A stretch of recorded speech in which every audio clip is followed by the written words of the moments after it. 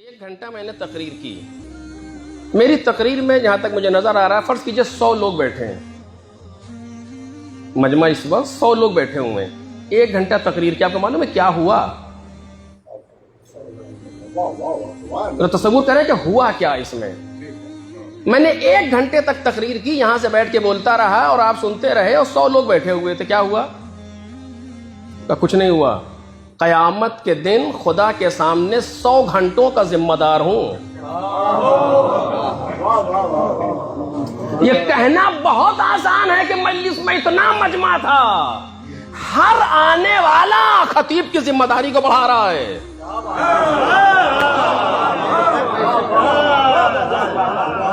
हर आने वाला खतीब की जिम्मेदारी को बढ़ा रहा है। 100 घंटों का जिम्मेदार हूं परवरदिगार के नजदीक। सच कह रहा हूं आपसे। सवाल होगा, हमने कौम के 100 घंटे तुम्हें दिए थे, खड़े हो मेरे सामने बयान करो कि तुमने क्या दिया। तुमने क्या दिया? तुमने इस मिंबर को अपने लिए इस्तेमाल किया या तुमने इस मिंबर को मेरे लिए इस्तेमाल किया?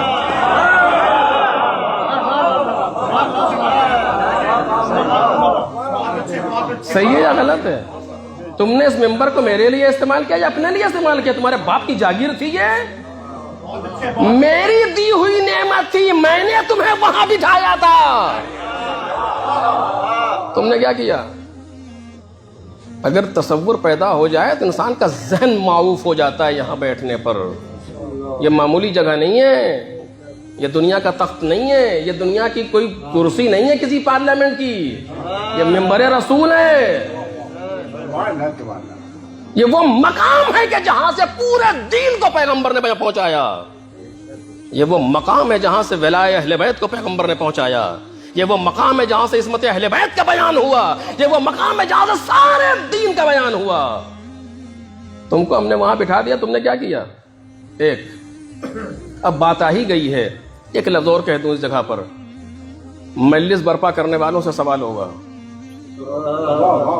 हमने तुम्हें यह तौफीक दी थी कि तुम हमारी नेमत के जिम्मेदार बनो, तुमने क्या किया? तुमने ऐसे इंसान को क्यों बिठाया?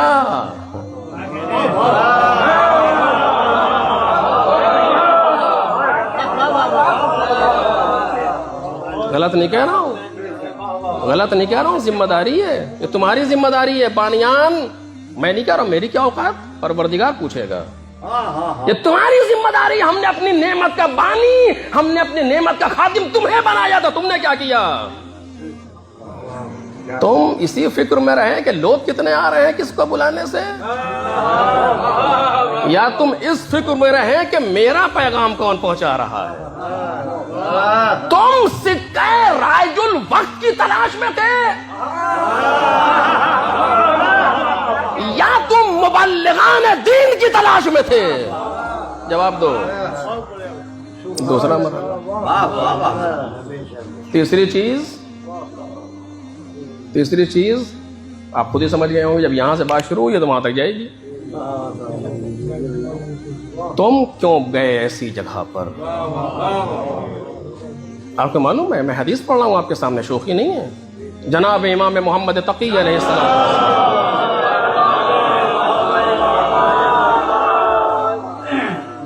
फरमाते हैं, मन असगा इला नातिकिन फकत अबदा।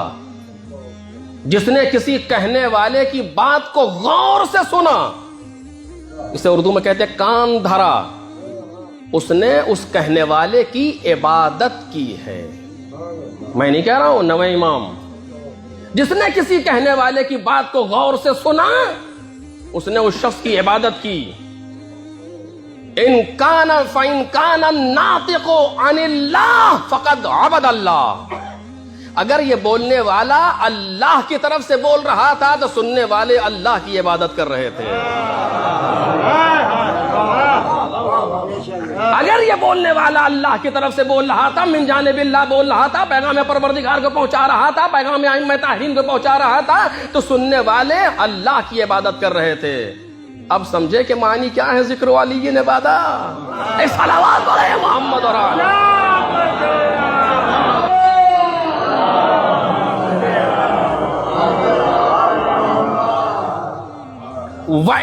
कानन नातिको यंतिको अन लिसान इब्लीस फकत अबदा इब्लीस।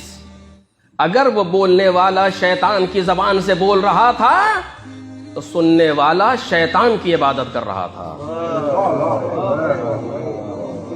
हमने ये नेमत आजादारी तुम्हें दी है, 3 गुरोह बैक वक्त जिम्मेदार हैं।